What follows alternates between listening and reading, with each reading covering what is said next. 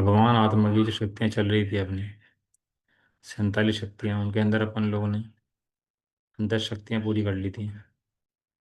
जिसके अंदर सबसे पहली शक्ति थी जीवत्व शक्ति, चेती शक्ति, दर्शी शक्ति, ज्ञान शक्ति, सुख शक्ति, वीर्य शक्ति, प्रभुत्व शक्ति, धीभूत शक्ति, सर्वदर्शित्व शक्ति और सर्वज्ञत्व शक्ति।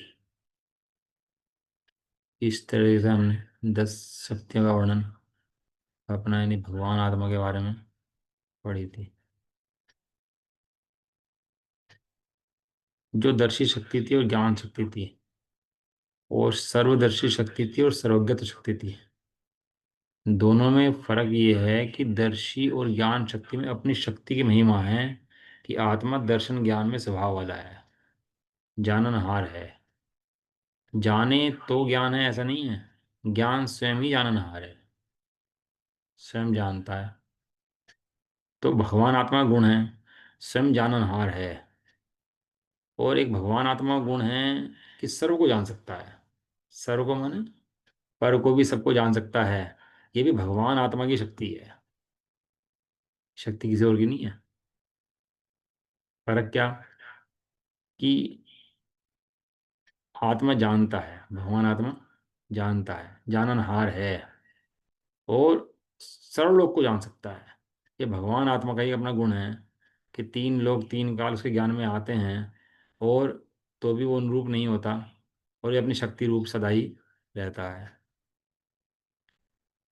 ऐसा सर्व सर्व पदार्थ। अब अपनी जो शक्ति चल रही थी, सशक्त शक्ति का वर्णन अपन लोगों का चल रहा था, जिसके अंदर अपन लोग थोड़ा सा पढ़ लिया था इसके अंदर। हम्म, आ जाते हैं थोड़ा सा आगे। हाँ, यहाँ तक चल रही थी बात। दर्पण के अंदर और जो सुषुप्त शक्ति है आत्मा की, उनमें डिफरेंस बता रहे थे, कि अंतर बता रहे थे कि जो सुषुप्त शक्ति है भगवान आत्मा की, वो सुषुप्त शक्ति निर्मल रूप परिणमन है, सदाकाल स्वच्छ परिणमन है। मलिन दर्पण हो तो कुछ दिखता नहीं है, स्वच्छ दर्पण हो तो सब दिखता है। इसी तरह ज्ञान के अंदर सुषुप्त शक्ति सदाकाल विराजमान है, और वो दर्पण तो वर्तमान का देखता है, स्थूल देखता है, सामने जो हो उसको देखता है। लेकिन ज्ञान तो त्रिकालवर्ती सबको जान लेता है, भूतकाल वर्तमान भविष्य को भी जान लेता है। ज्ञान की तो कला ऐसी हैं गजब गजब की। तो यहाँ पर कह रहे थे, जब इस शक्ति का, यहाँ तक आगे थे ना अपन लोग। हम्म। न तो पर पदार्थ आत्मा के अंदर आते हैं, और न आत्मा ही उनके अंदर जानने के लिए उनके पास जाता है। न तो गेय पदार्थों के कारण आत्मा की स्वाधीनता पर कुछ फर्क पड़ता है, और न ही आत्मा के जानने के कारण उन गेय पदार्थों की स्वतंत्रता ही बाधित होती है। ये बात चली थी ना। मलिन नहीं है आत्मा, कर्मों के कारण से मलिन हो गया हो ऐसा भगवान आत्मा है ही नहीं। भगवान आत्मा प्रतिक्षण स्वच्छ है। कर्म ने ढक दिया, मोह ने मलिनता कर दी, कर्म की मलिनता आ गई। भगवान आत्मा के अंदर कर्म की मलिनता आती ही नहीं है, अनादि काल से आज तक नहीं आई। और अनंत काल में भी भगवान आत्मा के अंदर कर्म की मलिनता आने वाली नहीं है। कर्म आत्मा को मलिन कर दें ऐसा भगवान आत्मा का स्वभाव है ही नहीं। यदि कर्म आत्मा को मलिन कर देते तो आत्मा मलिन हो जाता। लेकिन आत्मा पूर्ण निर्मल, द्रव्य कर्म भाव कर्म नो कर्मों से न्यारा। अब ये पूर्ण निर्मल दशा का जो दृष्टि है, ये प्रकट होनी किसी भी जीव को बड़ा मुश्किल है, क्योंकि उसे वर्तमान परिणमन दिखाई देता है और मलिन परिणमन दिखाई देता है। लेकिन मलिन परिणमन के पीछे जो पूर्ण निर्मल स्वच्छ भगवान आत्मा विराजमान है, तो भगवान आत्मा दिखाई नहीं देता।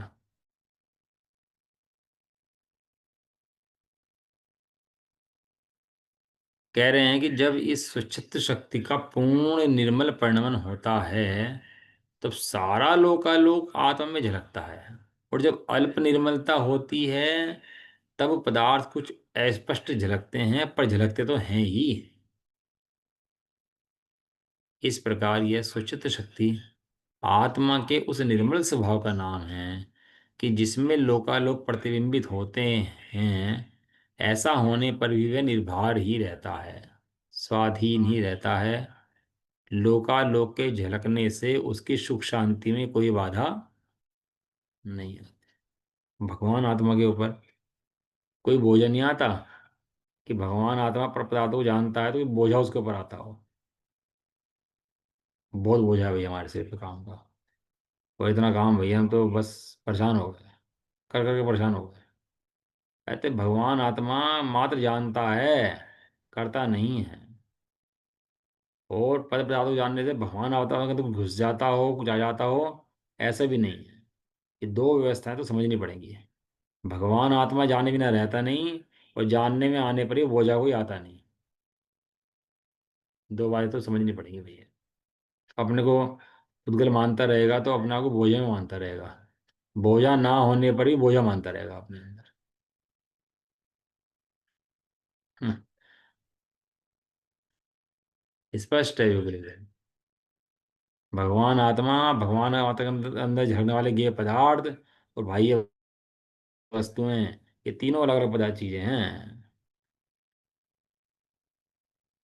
भगवान आत्मा पूर्ण निर्मलानंद का नाथ है, और गेय एक समय की पर्याय है, और पर द्रव्य जीव द्रव्य हैं, जड़ द्रव्य हैं। ऐसा है। इस स्वच्छत शक्ति का रूप सभी गुणों में है, इसी कारण सभी गुण स्वच्छ हैं। और जो इस गुण को बनाए रखता है, सभी गुणों का रूप एक दूसरे के अंदर, उसका नाम विभूत शक्ति है। हम्म। ऐसे ऐसी अनंत शक्तियां भगवान आत्मा के अंदर रत्नों की खान भरी पड़ी है। और ये जीव एक समय के पर्याय में पामर हुआ बैठा रहता है। एक समय के पर्याय में भगवान आत्मा नहीं मिलता, पर्याय से पार देखने पर भगवान आत्मा की प्राप्ति होती है। परिणति सब जीव की तीन माही वर्णी, परिणति सब द्रव्यन की, जीव की नहीं द्रव्यन की। परिणति सब द्रव्यन की तीन माही वर्णी, एक पुण्य एक पाप एक मोक्ष करनी। सभी द्रव्यन माने जीव द्रव्य। ये पुण्य पाप की परिणति दिखाई देती है। ये पुण्य के परिणाम, पाप के परिणाम, ये अच्छे परिणाम, ये बुरे परिणाम। ठीक है, पुण्य पाप से पार जो तीसरी तीसरी भूमिका है, जो भगवान आत्मा की भूमिका है, वो भूमिका दृष्टिगोचर होना किसी बिल्ड के पास मिलती है। 6 महीने 8 समय में 608 जीवों को मिलती है अनंत में से। वो भगवान आत्मा की दृष्टि पुण्य पाप से पार, जो एक है भगवान आत्मा। ये पुण्य की जो परिणति है, वो ऐसा लिखा मोक्ष की कतरनी है। कतरनी समझते ना, कतरनी में चूहा कतर देता है ना। ऐसी ये पुण्य की परिणति मोक्ष को कतर देती है। ये पुण्य परिणति मोक्ष की कतरनी। भगवान आत्मा पुण्य के अंदर नहीं है, और पुण्य के अंदर भगवान आत्मा नहीं है। पुण्य पार पाप से पार ज्ञायक, पर्यायों से पार ज्ञायक, कर्मों से पार ज्ञायक। वो ज्ञायक भगवान अत्यंत निर्मल स्वच्छ है। कहीं दूर जाने की जरूरत थोड़ा ना है, स्वयं ही भी तो है। भगवान आत्मा के झलकने में कोई बाधा नहीं आती, कोई सुख शांति में बाधा नहीं आती। पर पदार्थों को जाने तो निर्भर रहे, स्वाधीन रहे, और कोई बाधा नहीं होगी। जान ले सबको, बाधा कोई नहीं, बाहर कोई नहीं। हम्म। इस सच्चित शक्ति का रूप सभी गुणों में है, इसी कारण सभी गुण स्वच्छ हैं। ज्ञान स्वच्छ है, श्रद्धा स्वच्छ है, चारित्र स्वच्छ है, सुख स्वच्छ है। अरे भाई, सभी गुणों के साथ साथ यह भगवान आत्मा भी स्वच्छ है। जब यह स्वच्छत्व शक्ति पर्याय में परिणमित होती है, तो इस शक्ति का रूप सभी अविकारी पर्यायों में होने से वे भी स्वच्छता रूप परिणमन करती हैं। दो शक्तियां हैं जीव की, स्वच्छत्व शक्ति, प्रकाश शक्ति।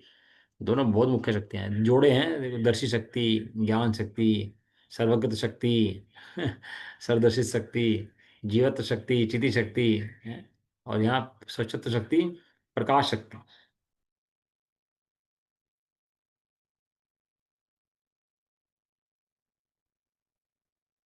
श्रद्धान और ज्ञान पर वास्तव में बहुत काम करना चाहिए। चारित्र तो फल फल है, चारित्र तो फल स्वरूप है। ज्ञान सम्यक जब होता है जब श्रद्धा सम्यक होती है। ज्ञान तो बहुत किया लेकिन सम्यक नहीं हुआ, क्यों? क्योंकि श्रद्धा सम्यक नहीं हो पाई। और श्रद्धा सम्यक क्यों नहीं हो पाई? क्योंकि भगवान आत्मा का निर्णय नहीं करा। जाना तो भगवान आत्मा के बारे में, ये रुचि नहीं हो पाया, निर्णय नहीं हो पाया, अनुभव नहीं हो पाया, इसलिए वो ज्ञान सम्यक हुआ ही नहीं। जाना तो वो होता, इसलिए श्रद्धान ज्ञान पर बहुत काम करना चाहिए। ये दो के अंदर ही संसार है, और इन दो से ही मोक्ष है। चारित्र तो फिर पीछे पीछे भाग लेता है। सम्यक साथे ज्ञान होए, ए भिन्न आराधो। काम दोनों के अलग अलग, कि साथ में मिले तो सम्यक है, और साथ में ना मिले तो मिथ्यात्व है।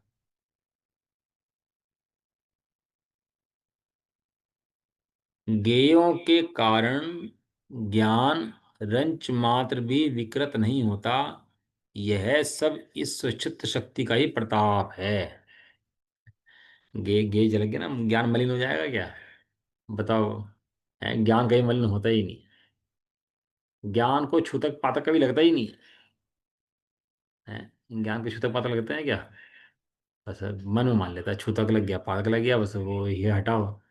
ये शुद्धियां हैं ना, शुद्धि की व्यवस्था जो है, ये सब मानसिक व्यवस्था है पूरी की पूरी।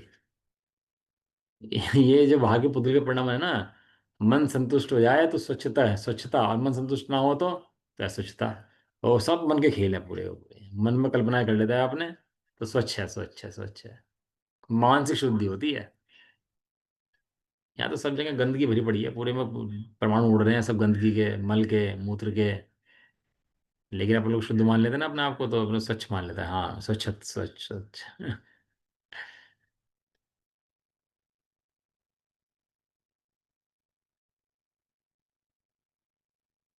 एक शास्त्र चला गया भाई।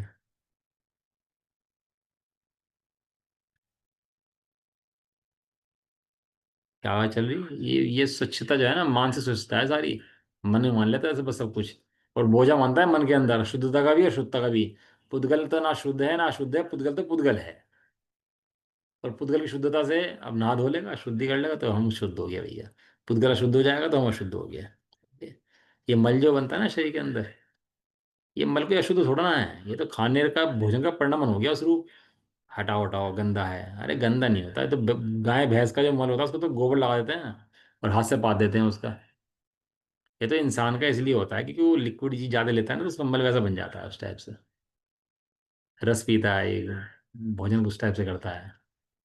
ये तो गाय भैंस का गोबर तो अशुद्ध नहीं मानते, लेकिन आदमी के मल की अशुद्धि मानते हैं। वो तो उनका परिणाम उस रूप हो गया भोजन का, तो उससे कोई अशुद्धि, ऐसी अशुद्धि नहीं होती, जुगुप्सा नहीं करनी चाहिए उससे। वो जुगुप्सा देखो खेल है ना, जुगुप्सा करते हैं, हाय हटाओ भगाओ ये, जुगुप्सा के लिए मना करा। जुगुप्सा नहीं करनी है, तो परिणाम पुद्गल का है। अब देख लो, अपनी अपनी अपना मन लग जाए तो इतनी घृणा नहीं आती, और दूसरे का मन लग जाए तो बहुत घृणा आती है। अपने बच्चे का मन लग जाए तो घृणा नहीं होती, और दूसरे का बच्चे का मन लग जाए तो बहुत घृणा होती है। अपना जैसे मोह उसका लग जाए तो कोई दिक्कत नहीं है, और दूसरे लग जाए तो बहुत घृणा हो जाती है। तो मानसिक मन के अंदर करी कल्पनाएं हैं सारी सारी। ये थूक मल, ये सब गंदी, ये सब मन के अंदर कल्पनाएं हैं। ज्ञेयों से ज्ञान रंच मात्र भी विकृत नहीं होता, यह सब इस सचित्त शक्ति का ही प्रताप है। द्वादशांगे पाठी इंद्रादिक जैसे लोग स्तुति करें, और कोई हजारों गालियां देवे, दोनों बातें ज्ञान की गे बने, फिर भी स्तुति करने वाले के प्रति राग ना हो और गाली देने वाले के प्रति द्वेष ना हो, ऐसी वीतरागता भी तो चारित्र गुण के में सशक्त शक्ति का रूप होने से ही हुई है। चारित्र गुण मलिन हो रहा, राग द्वेष में हो रहा, और स्वच्छ हो गया, अब जा, अब उसे निर्भर हो गया, बाधन रहे, वो किसके कारण से बता रहे हैं? वो कह रहे स्वच्छत्व शक्ति के कारण से वो चारित्र निर्भर हो गया, क्यों? कि मैं स्वच्छ हूँ, मेरे अंदर मलिनता घुसती नहीं है, प्रवेश करती नहीं है। वो बड़े पड़ने लिया एक बार, ये कहने लगे, ये बर्तन है गंदा हो गया, अब उसे शुद्ध कर लिया, चलो ये तपा लिया, अब शुद्ध हो गया, अब बाद में मानसिक शुद्धि नहीं हुई, और बार बार ये तो गंदा है, ये तो गंदा है, ये तो गंदा है, और उसको बार बार जब भी ले, ये गंदा है, अब खा पाएगा भोजन उसके अंदर? वो कहता है भैया तूने शुद्ध कर लिया, तो अब छोड़ना उस बात को। भाई साहब कहते हैं वो साबुन गिर जाए ना किसी लैट्रिन वैट्रिन की पखाने में गिर जाए, तो कह रहे कोई गंदी थोड़ा ना, फेंक दो फेंक दो फेंक दो। अरे फेंकना क्या, उसको धो के इस्तेमाल कर लो, उतर गया ऊपर का उसका। लेकिन मानसिक अशुद्धि बनी रहती है, मानसिक अशुद्धि बहुत परेशान करती है वो। स्वच्छत्व शक्ति चारित गुण भी स्वच्छ हो जाए, जैसे समझ ले कि मैं स्वच्छ हूँ, स्वच्छत्व शक्ति का धारी हूँ, तो सारे गुण इनमें परिणम कर जाए। इस स्वच्छत्व शक्ति का स्वरूप ख्याल में आए तो कमाल हो जाए, पर के जानने से ज्ञान मलिन हो जाए, मेचक हो जाए। मेचक मने मलिन, अमेचक मने अमलिन। याद रखना, ए लगा ना उसके अंदर, उसमें मैं लगा, तो मेचक मने मलिन और अमेचक मने अमलिन, अनेकाकार हो जाएगा। अब उसे ले आओ तो अनेकाकार, और अमेचक मने एकाकार। मेचक मने मलिन अनेकाकार, और अमेचक मने अमलिन एकाकार। अनेकाकार हो जाएगा। इस प्रकार की आकुलता ही नहीं होगी। इसी कारण पर के जानने को मिथ्यात कहना भी सहज संभव नहीं रहेगा। हम्म।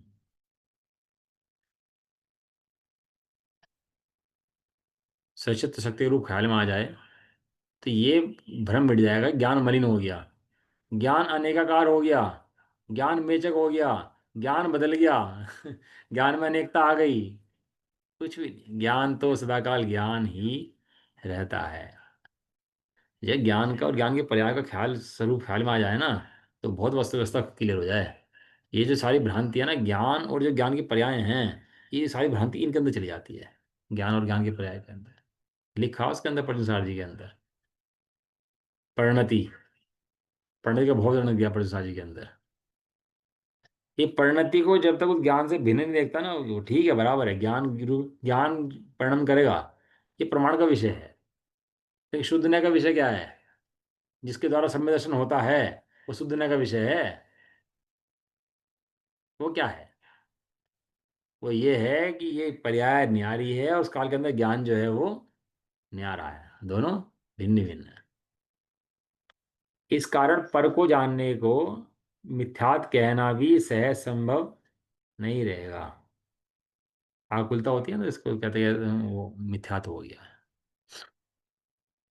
अब सशक्त शक्ति की चर्चा के उपरांत अब प्रकाश शक्ति की चर्चा करते हैं, है ना। कितनी बड़ी है।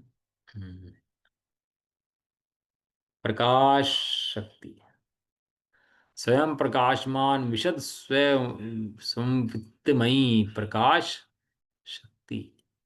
विशद, हम्म, विस्तृत है। कहते हैं 12वीं प्रकाश शक्ति का स्वरूप। अब बना लेना, याद कर लेना जोड़े के कैसे कैसे शक्ति का वर्णन चला है। और जोड़े बना के याद, ऐसे ही याद करते रहोगे तो याद रहेंगी, तो भूल जाएंगे फिर तो याद नहीं रहती। तो इसलिए याद करने का प्रयास करने चाहिए, विचार करना चाहिए। 12वीं शक्ति का स्वरूप आत्म ख्याति में इस प्रकार स्पष्ट किया गया है कि जो स्वयं प्रकाशमान है, विशद है माने विशाल है, स्पष्ट है और निर्मल है, ऐसा स्व संवेदन में, स्व संवेदन में ज्ञान की सारी शक्तियां स्व संवेदन में हैं। क्यों? तो ज्ञान में सारी शक्तियां स्पष्ट झलकने में आती हैं, संवेदन में आती हैं। वे स्व संवेदन स्वानुभव से युक्त है, वह प्रकाश शक्ति है। अपन लोग डॉक्टर साहब के आधार से चर्चा कर रहे हैं सारी शक्तियों की, एक एक थोड़ा थोड़ा उन्होंने वर्णन किया है, उस आधार से अपन लोग चल रहे हैं। 11वीं स्वच्छत्व शक्ति में इस बात पर वजन दिया गया था, ये 11वीं शक्ति से पहले पढ़ी थी हमने, उसमें इस बात पर वजन दिया गया था कि यह आत्मा लोकालोक को जाने और लोकालोक इसके ज्ञान में झलके, ऐसा इसका स्वभाव है। सचत शक्ति के अंदर क्या था कि तीन लोग तीन काल झलकने में आ जाता है उसके, कोई बात नहीं, भूतकाल भी आ जाता है, वर्तमान भी, भविष्य भी, सब उसके झलकने में आ जाता है। और कोई बिना बाधा का आ जाता है, उसमें कोई बाधा उसको करता नहीं है। ये इसका किसका रूप है, ये सुचित्त शक्ति का रूप है। हम्म? अब इस 12वीं प्रकाश शक्ति में यह कहा जा रहा है कि न केवल लोकालोक को, अपितु स्वयं को स्पष्ट रूप से जाने और आत्मा को अनुभव करे, ऐसी भी एक शक्ति आत्मा में है, जिसका नाम है प्रकाश शक्ति। सबसे पहले क्या लिखा, जो स्वयं प्रकाशमान है। सबसे पहला शब्द प्रकाश शक्ति का क्या? जो स्वयं प्रकाशमान है। और स्वच्छता शक्ति का पहले शब्द क्या लिखा था, पढ़ लेते हैं एक बार स्वच्छता शक्ति का भी। लिखा था ये रहा। अमूर्तिक प्रदेशों में प्रकाशमान, लोकाकार के आकारों से मेचक। अमूर्तिक प्रदेशों से में प्रकाशमान, लोक अलोक के आकारों से मेचक यानी अनेक। उपयोग है लक्षण जिसका, वह स्वच्छत शक्ति है। अनेकाकार होता है, उपयोग रूप होता है, गेयाकार रूप होता है। अनेक अनेक आकार उसके अंदर ज्ञान के अंदर बनते हैं। वो क्या शक्ति है उसकी? वो स्वच्छत शक्ति है। और यहाँ कह रहे हैं स्वयं प्रकाशमान है। दर्पण सच भी है और प्रकाशमान भी है। स्वच्छ इसलिए है कि पर पदार्थ स्वच्छता झलकते हैं। प्रकाश इसलिए है कि वो स्वयं में ही प्रकाशित है, स्वयं का उसका रूप द्रव्य को प्रकाशित करने का है, स्वयं को प्रकाशमान होने का है। तो कह रहे पहला शब्द इसके अंदर ये आया है कि जो शब्द है स्वयं प्रकाशमान है। प्रकाश शक्ति में यह कहा जा कि कहा जा रहा है कि ना केवल लोकालोक को, अपितु स्वयं को स्पष्ट रूप से जाने और आत्मा का अनुभव करे। अभी लोगों को बहुत शंका है भाई, चौथे इंसान के अंदर आत्मा का अनुभव होता है कि नहीं होता है। बहुत झगड़ा भैया, मतलब पूरा का पूरा समाज के अंदर इतना विवाद फैल गया। पहले कोई बात नहीं थी, विवाद नहीं था इस बात का। ये नया विवाद पैदा हुआ कि चौथे इंसान के अंदर आत्मा का अनुभव नहीं होता। चौथे इंसान में बस इतना रहता है कि भैया बस हम जैन ही हैं और हम तो बस भगवान को मानेंगे, बस इतना इतना रहता है। भगवान आत्मा का उसको अनुभव नहीं होता। भगवान आत्मा का अनुभव जो है वो सातों इंसान से प्रारंभ होता है। जबकि यहाँ क्या कह रही है, आप भगवान आत्मा में एक ऐसी शक्ति है कि स्वयं संवेदन करे, आत्मा का अनुभव करे। और शक्ति का नाम है प्रकाश शक्ति। ये शक्ति भगवान आत्मा की शक्ति है, किसी और की शक्ति नहीं है। यहाँ यह प्रश्न संभव है कि लोकालोक में अपना आत्मा भी तो आ गया था। अतः स्वच्छत शक्ति के कारण वह भी आत्मा के ज्ञान स्वभाव में, स्वच्छत स्वभाव में झलक जाएगा, जान लिया जाएगा। उसके लिए अलग से इस प्रकाश शक्ति की क्या आवश्यकता है? समझा क्वेश्चन? सबको जान लिया। तो समय में भी तो आ गया था, मतलब सबके अंदर में आया तो नहीं आया था। ये सात तत्व है ना, सात तत्व में जीव आया। और फिर कहा जीवादि वही तच्चम, ये जीव है। ये जो जीव आया इसके अंदर सात तत्वों के अंदर, ये सात तत्वों के अंदर जीव है। ये जीव है कैसे हो गया भाई? जीव तो आ गया इसके अंदर। तो फिर है कैसे? कि भाई ये सात तत्वों में छुपा हुआ जीव है, सात तत्वों में परिणमन करता हुआ जीव है, सात तत्वों के साथ रहा हुआ जीव है। और जिस जीव की अपन लोग बात कर रहे हैं वो सात तत्वों से न्यारा और पर्याय परिणमन से न्यारा तत्व है जिस जीव की बात कर रहे हैं। दोनों जीव अलग अलग हैं, एक प्रमाण का विषय है और एक शुद्धने का विषय है। इतनी बात समझ में आया ना? तो सात तत्वों में से जीव निकाल पाए। सत तत्वों से भिन्न चैतन्य ज्योति उसे प्रगटाएंगे। सात तत्व तो भिन्न है, तो सात तत्व में तो आ ही गया था कि नहीं आया था? नहीं आया था। जब तक तू उस जीव पे चर्चा देखेगा सात तत्व वाले को, तब तक तो शुद्ध जीव की प्राप्ति नहीं होगी। वो प्रणमता हुआ जीव है और ये अखंड जीव है, अप्रणमन जीव है। अरे भाई, यह प्रकाश शक्ति स्वयं संवेदनमयी है और स्वच्छत्व शक्ति स्वयं संवेदनमयी नहीं है। पर पदार्थ तो मात्र आत्मा में देखे जाने ही जाते हैं, किंतु अपने भगवान आत्मा का अनुभव किया जाता है। वह अनुभव, हाँ, यह प्रकाश शक्ति द्वारा पढ़ते हैं। यह प्रकाश शक्ति स्वयं संवेदन में ही है, स्वच्छत्व शक्ति स्वयं संवेदन में ही नहीं है। पर पदार्थ तो मात्र आत्मा में देखे जाने ही जाते हैं, किंतु अपने भगवान आत्मा का अनुभव किया जाता है। वह अनुभव स्वयं संवेदनमयी प्रकाश शक्ति का ही कार्य है। बताओ, सचित शक्ति बड़ी कि प्रकाश शक्ति बड़ी? कि भाई शक्तियां छोटी बड़ी नहीं होती, वर्णन के हिसाब से छोटा बड़ा हो सकता है। शक्तियां सब बराबर होती हैं, छोटी बड़ी होती है शक्तियों नहीं होती फिर वो। ये बात है कि परिजन किससे जा सकता है, तो एक अलग बात है। कोई सोचता हो कि भगवान आत्मा पर पर को जानता है और स्वयं को नहीं जानता, ऐसा नहीं है। तो कोई ऐसा समझता हो भगवान आत्मा स्वयं को जानता है पर को नहीं जानता, ऐसा भी नहीं है। भगवान आत्मा सदाकाल अपने को स्वयं को जानता है और स्वयं को जानने के साथ पर को जानता है, और इसमें कोई बाधा नहीं है। जो तू बाधा समझ रहा है, कोई बाधा नहीं है, वो तो आनंद है। अभी रोग हो जाता है ना, रोग, तो पड़ जाएगा भैया मुझे रोग हो गया, डॉक्टर ले जाओ भैया, भगाओ मुझे, तो बस इलाज कराओ मेरे, किस तरह से मैं मर जाऊंगा, ये हो जाएगा वो हो जाएगा, लगा हुआ है। और ज्ञानी को रोग हो जाए तो उनको आनंद आता है। अज्ञानी मरने के काल में आता है तो उसको दुख बढ़ जाता है, और ज्ञानी मरने के काल में आता है तो उसको महोत्सव हो जाता है, उसको आनंद हो जाता है। कोई तो दृष्टि फर्क होगा नहीं वो दोनों की। वो रोग को महाउपकारी समझते हैं ज्ञानी जन, और वो रोग को महादुखकारी समझता है। बताओ दोनों की दृष्टि में कितना बड़ा फर्क है। तो रोग तो एक ही है, रोग तो दोनों के अलग अलग नहीं है, लेकिन एक के लिए आनंदकारी है और एक के लिए दूधाई है। ये प्रकाश शक्ति और ये शक्ति है, ये दोनों एक साथ रहती हैं, कोई बाधा नहीं है, और दोनों ही ज्ञानी जी को आनंदकारी हैं। ये बदलने थोड़ा ना है, जैसे हैं वैसा जानना है। मन वचन काया कषाय नो, 8 कर्म 9 कर्म जितने भी सब ये हैं, ये सब गे ही तो हैं। इन्हें बदलने की व्यवस्था कहाँ है। इस शक्ति की श्रद्धा और ज्ञान होने से आत्मानुभव के लिए पर के सहयोग की आकांक्षा से उत्पन्न होने वाली आकुलता का अभाव होकर निराकुल शांति की प्राप्ति होती है। दोनों शक्तियां निर्भा, एक एक शक्ति ऐसी है, जो अंदर में बोझा लेके बैठा ना, जो कषाय में दुखी हो रखा, पागल रखा, वो सारा बोझा हटाकर एक तरफ कर दे और अपनी शक्ति को देखकर आनंद करे। ज्ञेय शक्ति किसकी है, आत्मा की है। ज्ञान शक्ति किसकी है, वो भी आत्मा की है। लेकिन ज्ञान शक्ति अनुभव करने योग्य है, और ज्ञेय शक्ति भिन्न देखने योग्य है। ज्ञेय को अनुभव नहीं करना, किस ज्ञान को अनुभव करना।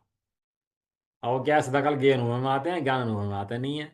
और ज्ञान स्वयं संवेदन गम्य सदाकाल प्रकाशमान है। सदाकाल प्रकाशमान है कि नहीं है ज्ञान अंदर में विराजमान भगवान, वो जो भगवान आत्मा ज्ञान प्रकाशमान है, वो भगवान है। जिसने उसे देख लिया वो निहाल हो गया, और जिसने उसे नहीं देखा वो गेयों में पामर हो गया। ऐसा है अखंड चैतन्य मूर्ति आत्मा। अब अगली शक्ति का नाम है असंकुचित विकासत्व शक्ति है। अब ये तो कल करेंगे चर्चा इसकी शक्ति की।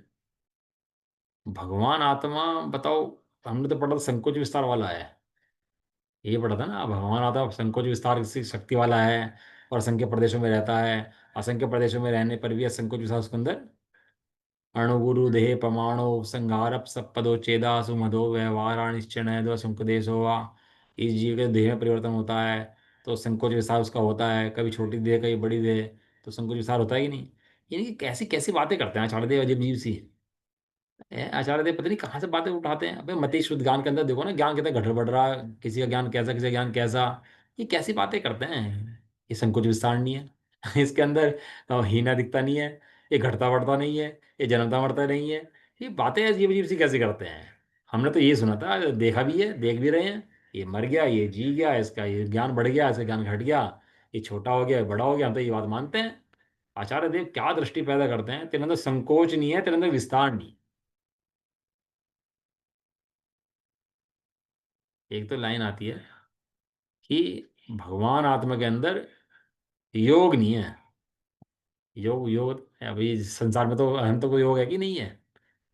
भाई मन वचन काया में से जो काया का योग है, वो तो अनंत को है कि नहीं है।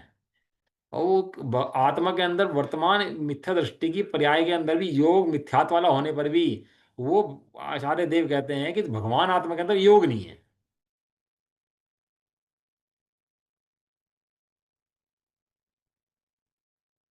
निराग है, निष्कर्म है, अनुपम है, कैसी कैसी बातें करते हैं। लेकिन जो इन बातों को समझ जाए भैया, सो तो बस निहाल हो जाए। जो नई बात उनको समझे, सो पाँव में अपना संसार में ही चक्कर काटता रहे। बात समझ नहीं पाता, पर्याय को तो एक तरफ रखना ही पड़ेगा, फाड़ना पड़ेगा पर्चा है तो ये हमारे। चलो। निज निधि निज में बताई। अनंत उपकार उसके लिए जिन वाणी माँ को वंदना शत बार। नवाणु।